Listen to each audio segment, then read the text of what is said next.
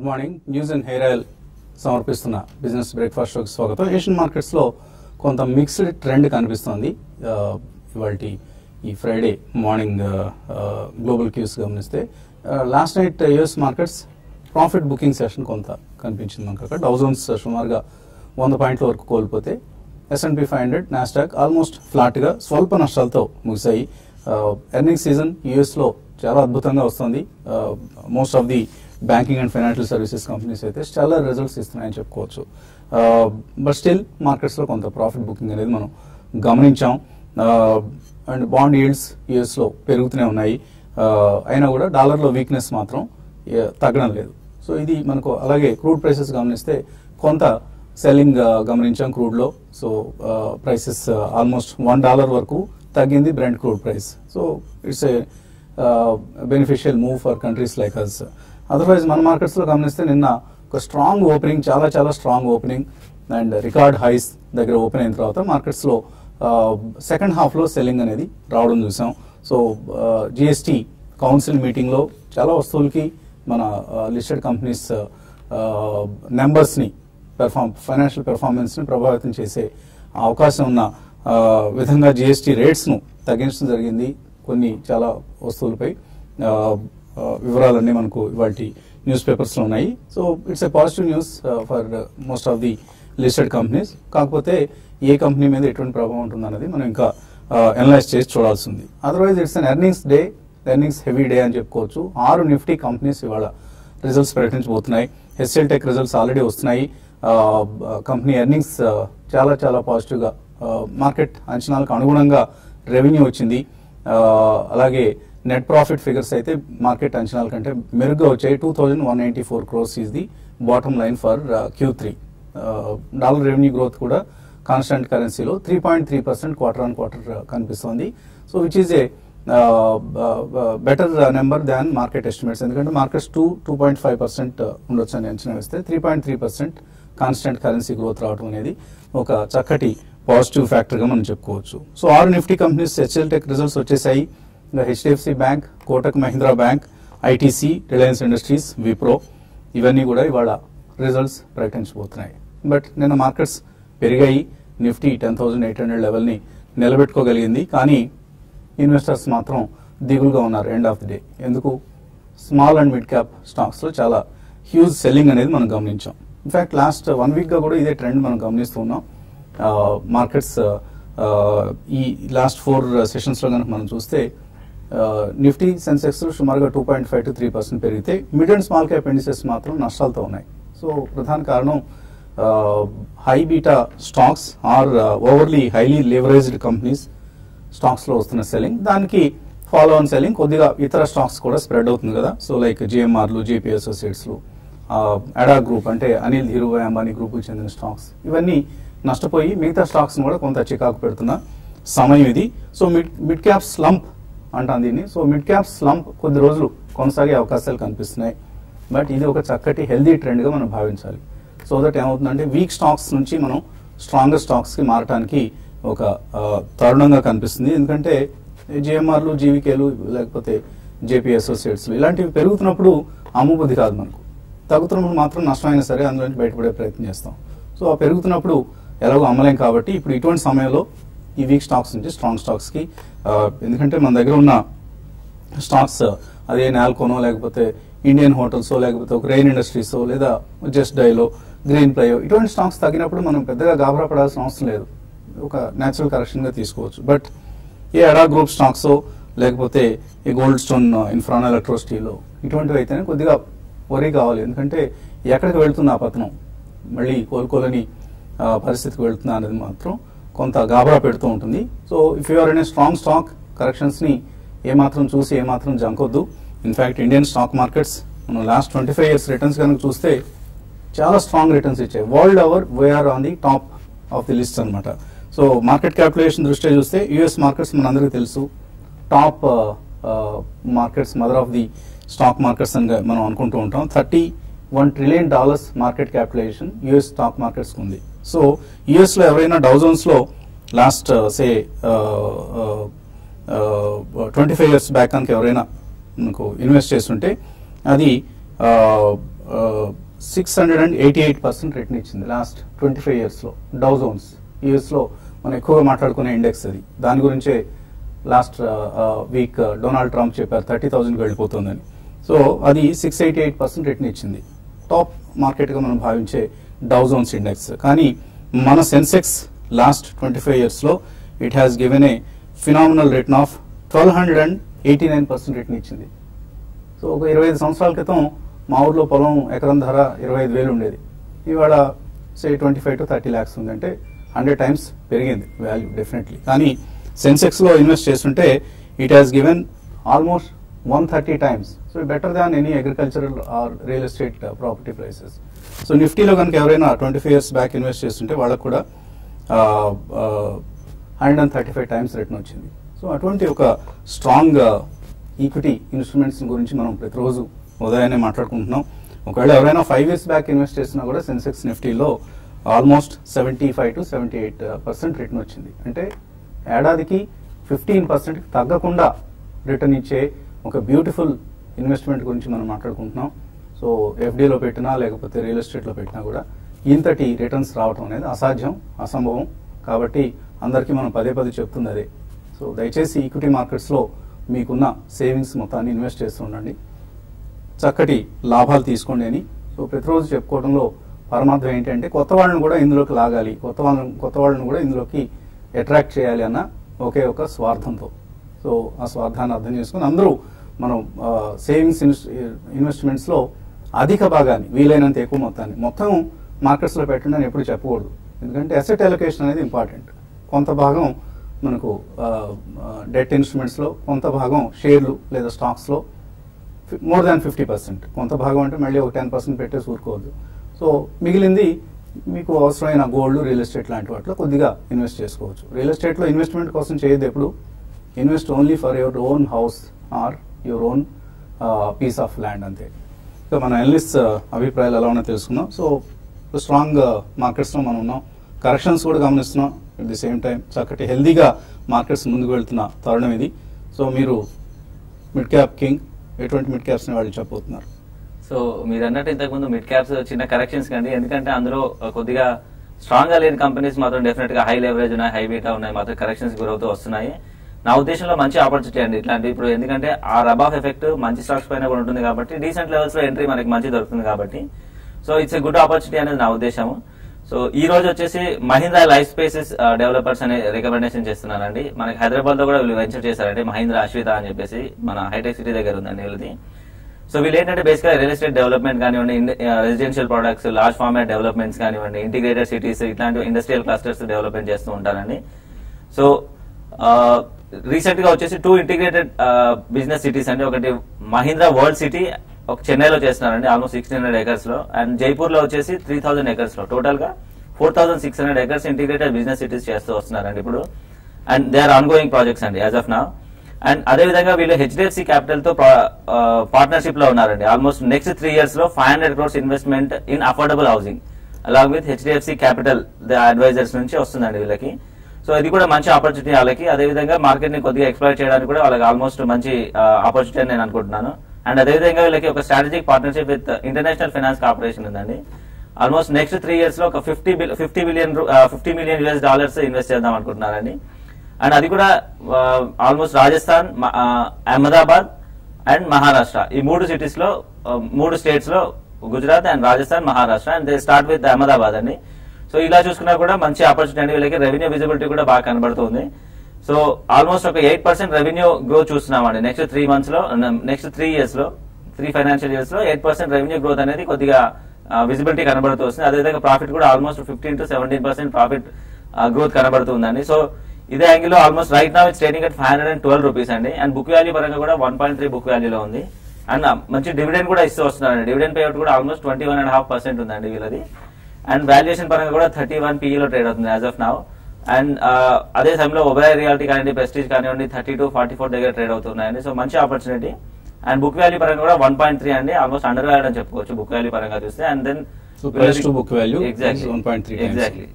So ఇవన్నీ చూసుకున్నా కూడా అండ్ నెక్స్ట్ క్వార్టర్ కూడా పాజిటివ్ రిజల్ట్స్ రాబోతున్నాయని చిన్న ఎస్టిమేషన్ అండి. సో ఇవన్నీ దృష్టిలో పెట్టుకుని 620 rupees ఈజీ టార్గెట్ అండి ఫర్ దిస్ వన్. అండ్ 650 వరకు కూడా వెళ్ళే ఛాన్స్ ఉంటుంది. Right now trading at 512, anywhere between 23 to 25% return easily gettable అండి. So Mahindra life sciences Life stock Sciences. గురించి ఇవాళ అరవింద్ గారు రికమెండేషన్ స్టాక్ మళ్ళీ మర్చిపోయాం, పక్కనే టెక్స్ట్ లో దీన్ని డిస్ప్లే చేయాల్సిన అవసరం ఉంది. సో మహీంద్రా లైఫ్ సైన్సెస్ గురించి మాట్లాడుకున్నాం. సో టెక్నికల్లీ ఎటువంటి పరిస్థితి కనిపిస్తుంది? Bank Nifty almost stellar rally మనం బ్యాంక్ నిఫ్టీలో చూస్తున్నాం. Yeah, I think markets kanka manu Nifty, Bank Nifty or maybe any indices for that matter గమనిస్తే కనుక టోటల్లీ స్మార్ట్ మనీ ఏదైతే ఉందో probably Nifty management and bank Nifty management లో ఉన్నట్టు కనిపిస్తుంది. ఎందుకంటే హైలీ ట్రేడెడ్ ఇన్స్ట్రుమెంట్స్ ఆ రెండు కూడా, and options and calls puts లో చాలా మంది ట్రేడ్ చేస్తూ ఉంటారు. సో స్మార్ట్ మనీ ఏంటంటే it doesn't want to come down below 10,700 అది అనిపిస్తుంది. ఎందుకంటే మొన్న సెల్ ఆఫ్ వచ్చినా కూడా ప్రాబ్లీ 10,690 దాకా వచ్చి రివర్స్ అవటం చూస్తుంటే కనుక, అండ్ 10,700 దగ్గర ఆల్మోస్ట్ 70 lakh పుట్స్ రైట్ చేసి ఉన్నాయి. సో నా ఉద్దేశంలో ప్రాబ్లీ ఐ థింక్ ఈ సెటిల్మెంట్ కి అట్లీస్ట్ 10,700 బాటమ్ అనిపిస్తుంది. ఇన్ కేస్ మార్కెట్ ఒకవేళ రియాక్ట్ అయినా probably 150 points, probably I think 25th కి ఎప్పుడైతే ఎక్స్పైరీ ఉందో 10,700 I think it will sustain అన్నట్టు అనిపిస్తుంది. అండ్ అగైన్ మనం లాస్ట్ టైం కూడా చెప్పుకున్నాం బ్యాంక్ నిఫ్టీలో ప్రాబ్లీ క్యాటలిస్ట్ తోటే పెరుగుతుంది తప్ప ప్రాబ్లీ స్ట్రెంత్ అనేది లేదు. సో నిన్నటి catalyst was government mulling 100% FDI in banking space. So it's only news అంతే, న్యూస్ వల్ల 400-500 పాయింట్స్ గ్యాప్ అప్ ఉంది. సో ఇది క్లియర్ ఇండికేషన్ ఏంటంటే స్ట్రక్చర్డ్ వేలో దాన్ని మేనేజ్ చేయడం జరుగుతుంది. సో రిటైల్ ఇన్వెస్టర్స్ ఎవరైతే ఉన్నారో they are losing money because వాళ్ళంతా ప్రిడామినెంట్లీ మిడ్ క్యాప్ స్పేస్ లో ఉన్నారు కాబట్టి. So game is all about high networks and probably ఎవరైతే స్క్రిప్ట్ రైటర్స్ ఉన్నారో నిఫ్టీ బ్యాంక్ నిఫ్టీకి. సో ఈ కౌలో ఐ థింక్ నెక్స్ట్ 4 days ఈ స్పేస్ లో ట్రేడింగ్ అనేది అవాయిడ్ చేయాలి. But again buy on dips మనం ఎప్పుడు చెప్పింది I think will continue to say that 10,596 ఏదైతే 20-day మూవింగ్ యావరేజ్ ఉందో అదొక స్ట్రాంగ్ సపోర్ట్ ఉంది. అండ్ మొన్నటి స్వింగ్ లో ఏదైతే ఉందో 10,666 ప్రాబ్లీ అది ఫస్ట్ సపోర్ట్ గా డెఫినెట్లీ బై ఆన్ డిప్స్ గా చెప్పుకోవచ్చు. బ్యాంక్ నిఫ్టీ కూడా పెద్ద చెప్పేది ఏం లేదు. I think 400 points 500 points gap up తర్వాత మేబీ గ్యాప్ డౌన్ గ్యాప్ ఏదైతే ఉందో ఫిల్ చేసే ప్రయత్నం చేస్తుంది. I think 26,335 would act as first support. అక్కడి నుంచి 25,770 is 20-day moving average. So ఈ రెండు ప్రైస్ పాయింట్స్ లో ఎంట్రీ పాయింట్స్ గా మనం చెప్పుకోవచ్చు. అండ్ మిడ్ క్యాప్ స్పేస్ కి వస్తే కనుక కొన్ని స్టాక్స్ ఏవైతే బ్రేక్అవుట్స్ వచ్చాయో ఆ స్టాక్స్ ని మనం డెఫినెట్లీ వాచ్ చేయొచ్చు. ఐ థింక్ కాఫీ డే 2015 లో లిస్ట్ అయినప్పుడు 317 అది high. So as low as 200 రావడం చేసాం. అండ్ నిన్నటి బ్రేక్అవుట్ 2-3 days హై చూస్తే కనుక 340 దాకా హై వెళ్ళటం చేసాం. సో ఒక మైనర్ కరెక్షన్ లో ఉంది stock. I think 20-day moving average is very good entry point గా మనం చెప్పుకోవచ్చు. సో ఆల్మోస్ట్ 372 హై హిట్ అయిన స్టాక్ ఇప్పుడు 336 ఉంది. So 312 is entry point. So నా ఉద్దేశంలో coffee day 500-600 in the next 3 years or 4 years వెళ్ళే టైప్ ఆఫ్ స్టాక్ ఇది. So definitely one should add to the portfolio. And 272 I think worst case bottom, maybe some bad news ఏదైనా వస్తే promoter మీద last time వచ్చినట్టు I think 272 should act as a bottom price. అదేవిధంగా GNFC is one stock which has given breakout. Only ఒక చిన్న bad news వల్ల correct అవటం చేసిన స్టాక్. సో 460 3-day లో ఏదైతే ఉందో that should act as a great support. 490 market price ఉంది. I think 600-650 in the next 2 quarters అని చెప్పొచ్చు. ఓకే అండి. అలాగే ఎన్ఎస్సి ఎస్ఎంఈ ఐపీఓస్ జోరుగా మార్కెట్ లో ప్రవేశిస్తున్న సమయం ఇది. ఈవెన్ బిఎస్సీలో కూడా ఎస్ఎంఈ ఐపీఓస్ చాలా వస్తున్నాయి మార్కెట్ లోకి. ఇవి కూడా ఒక మంచి ఆపర్చునిటీని ఇస్తున్నాయి. మనం ఇగ్నోర్ చేస్తున్నాం. ఇన్ఫాక్ట్ వాటిలో బ్యూటిఫుల్ రిటర్న్స్ వస్తున్నాయి. ఫర్ ఇన్స్టెన్స్ నిన్న మన Hyderabad based company digital media content అందించే silly monks, so silly monks entertainment అనే కంపెనీని సంజయ్ రెడ్డి, ఈయన మీడియా అండ్ ఎంటర్టైన్మెంట్ ఇండస్ట్రీలో బాగా సుపరిచితమైన పేరు, సిల్లీ మాంగ్స్ ఎంటర్టైన్మెంట్ ప్రమోట్ చేశారు. గతంలో జీ తెలుగు అలాగే జెమినీ ఈ సంస్థలకు సీఈఓగా పనిచేసి తర్వాత ఆయన సొంత కంపెనీ ప్రమోట్ చేసి ఎన్ఎస్సి ఎస్ఎంఈ ప్లాట్ఫామ్ మీద ఐపీఓకి వచ్చారు. ఈ మధ్యనే లిస్ట్ అయింది నిన్న. సో 5th నుంచి 10th వరకు ఇష్యూ ఓపెన్ అయి ఉంది. నిన్న లిస్ట్ అయింది. చక్కగా 20% అప్పర్ సర్క్యూట్ దగ్గర ఫ్రీజ్ అయింది కూడా. సో ఇటువంటి హ్యూజ్ రిటర్న్స్ ఇటువంటి ఐపీఓస్ లో మనకు వస్తున్నాయి. They are better than our regular IPOs. కాబట్టి వీటి మీద కూడా మనం ఒక కన్నేసి ఉంచాల్సిన తరుణం ఇది. సో సంజయ్ రెడ్డి త్వరలోనే ఇప్పుడు హైదరాబాద్ బేస్డ్ గా ఉన్నప్పుడు కూడా Bengali, Marathi, south east Asia countries కూడా విస్తరించే ఆలోచనలు ఉన్నామని కొచ్చి, చెన్నై, ముంబై, కోల్కతాల్లో బ్రాంచెస్ ఓపెన్ చేయబోతున్నాం అని చెప్తున్నారు. స్టార్ట్ అయింది సెప్టెంబర్ 2013 లో. మార్చ్ 2017 అనుకున్నాము ఐపీఎల్ వెళ్ళాలని. With all the due diligence that we went through, finally we got the approval in September from NSE. and January date ankoni we worked on it. January 5th we opened the issue and closed on 10th. We had offered 12,60,000 shares for a value of 15 crores 12 lakhs. Maku for 15 crores 12 lakhs we got oversubscription by 17 times, which was equal to 261 crores. Amazing response from the market which we never expected. So it only goes to prove that industry is growing at a very healthy rate. We also did pretty well. So market has the confidence that we can create more value to them. My one big source is from YouTube. We run almost 1,000 channels and have about 4 lakh pieces of content uploaded. We deliver about 400 million views every month. And on that the advertising gets served, and that is the revenue that we make for our partners. Then we also syndicate content to Amazon, Yup TV, ViewClip, Spool, Reliance Jio on a fixed fee basis. That's another source. The other small source that So that was Silly Monks Entertainment CEO Sanjay Reddy, co-founder. So ఇన్వెస్టర్ల ఆశయాల్ని తీర్చే విధంగా company పనిచేస్తున్న ఆశిద్దాం. NSE emerge platform మీద list అయిన company ఇది. So మనకు కూడా ఉంది యూట్యూబ్ ఛానల్ TV5 అని. మేబీ ఫ్యూచర్లో ఇలాంటి ప్రయత్నం మనం కూడా చేయొచ్చు అనిపిస్తుంది, seeing the experience of Sanjay Reddy. On that note చిన్న విరామం తర్వాత ఇన్వెస్టర్స్ని కాల్స్, మెయిల్స్, సందేహాలకు సమాధానాలు ఇచ్చేట న్యూస్ అండ్ హెయిర్ ఆయిల్ సమర్పిస్తున్న బిజినెస్ బ్రేక్ఫాస్ట్ తిరిగి స్వాగతం. బుల్ మార్కెట్స్లో ఉన్నాం మనం. సో ఈ బుల్ మార్కెట్స్లో ఎంత ఎక్కువ నేర్చుకొని మార్కెట్స్లో అంత ఎక్కువ డబ్బులు సంపాదిద్దామని ఒక తపన, కసి అందరిలో కనిపిస్తూ ఉంటుంది. సో అందుకోసమే మనం అప్పుడప్పుడు వర్క్షాప్స్ రూపేణ మన ఇన్వెస్టర్స్ని, ట్రేడర్స్ని ముఖాముఖి ప్రత్యక్షంగా కలుసుకొని వాళ్ళ సందేహాలకు సమాధానాలు ఇచ్చే ప్రయత్నం చేస్తున్నాం. ఎందుకంటే మన కార్యక్రమంలో ఉండే స్కోప్ తక్కువ కాబట్టి అక్కడైతే కొంత సుదీర్ఘంగా వివరణ ఇచ్చేందుకు మనకు అక్కడ అవకాశం ఉంటుంది. కాబట్టి ఈ వర్క్షాప్స్ ప్రధాన ఉద్దేశం అదే, to meet you physically, personally, and అవకాశం ఉన్నంత వరకు Q&A సెషన్స్ ద్వారా మీ ఇండివిజువల్ పోర్ట్ఫోలియోస్ సంబంధించిన సందేహాలకు సమాధానాలు ఇవ్వాలనేది ఈ ప్రయత్నం. సో ఈ నెల 20-21 అంటే రేపు ఎల్లుండే శని ఆదివారాల్లో హైదరాబాద్ దిల్సుఖ్ నగర్ సమీపంలో ఉన్న హోటల్ సురభి ఎలైట్, ఈ హోటల్లో మనం వర్క్షాప్స్ నిర్వహిస్తున్నాం. సో ఈసారి వర్క్షాప్స్ చాలా ప్రత్యేకత ఉంది. ఇంతకుముందు అంటున్నట్లుగా బడ్జెట్ ముందు నిర్వహిస్తున్న వర్క్షాప్స్ ఇవి. అందరూ కొద్దిగా కన్ఫ్యూజన్లో ఉన్న సమయం ఇది. ఎటువంటి మిడ్ అండ్ స్మాల్ క్యాప్స్లో పార్టిసిపేట్ చేయాలి, లార్జ్ క్యాప్స్ బెటరా, మిడ్ క్యాప్స్ బెటరా, లేకపోతే లాంగ్ టర్మ్ పోర్ట్ఫోలియోస్ని ఎలా స్ట్రాటజైజ్ చేసుకోవాలి, వీటన్నిటికీ సమాధానాలు ఇవ్వడంతో పాటు ఈసారి వర్క్షాప్ ప్రత్యేకతలు ఏంటి అంటే టెక్నికల్ అనాలిసిస్ సంబంధించి రాజేంద్ర గారిది ఈసారి ప్రత్యేకంగా ఉండబోతుంది ఆయన ప్రజెంటేషన్, ఇంతకుముందు కంపేర్డ్ టు ప్రీవియస్ వర్క్షాప్స్. అలాగే ఒక ప్రముఖ టెక్నికల్ అనలిస్ట్, ఇప్పటిదాకా ఆయన పబ్లిక్ ప్లాట్ఫామ్స్ మీదకి రావడానికి ఇష్టపడలేదు. ఈసారి మన కోసం మొట్టమొదటిసారిగా రేపు సురభి ఎలైట్కి వస్తున్నారు కాబట్టి ఆయన్ని కలిసే అవకాశం ఉంటుంది. ఆయన చాలా చక్కటి టెక్నికల్ అనలిస్ట్, మన రాజేంద్ర గారు లాగానే ఆయన కూడా he's one of the renowned technical analyst. So ఆయన ఎక్స్పర్టైజ్ని మనం రేపు షేర్ చేసుకోబోతున్నారు. అలాగే సండే రోజు ఫండమెంటల్ అనలిస్ట్గా మన అరవింద్ గారు, బాలా గారు, కుటుంబరావు గారు వీళ్ళందరూ వస్తారు. అండ్ కుటుంబరావు గారు, బాలా గారు, అరవింద్ గారు కూడా వాళ్ళ నెక్స్ట్ 1 year రికమెండేషన్స్ ఏంటి, కొన్ని స్టాక్స్ రికమెండేషన్స్ కూడా ఇవ్వబోతున్నారు. In addition to our PYT recommendations. So ఇవన్నీ చాలా మంచి అవకాశం ఇస్తున్నాయి కాబట్టి వర్క్షాప్స్కి అటెండ్ అయ్యేందుకు తప్పకుండా ప్రయత్నం చేయండి. రేపు ఒకవేళ ఎవరికైనా వర్కింగ్ డే ఉన్నా కూడా లీవ్ తీసుకోండి, ఏమీ కాదు. మీరు లీవ్ తీసుకున్నది ఆ జీతం నష్టం ఏదైతే ఉంటుందో దాన్ని డెఫినెట్గా మన వర్క్షాప్లో అక్వైర్ చేసిన నాలెడ్జ్ అంతకంటే రెట్టింతలు ఉంటుంది.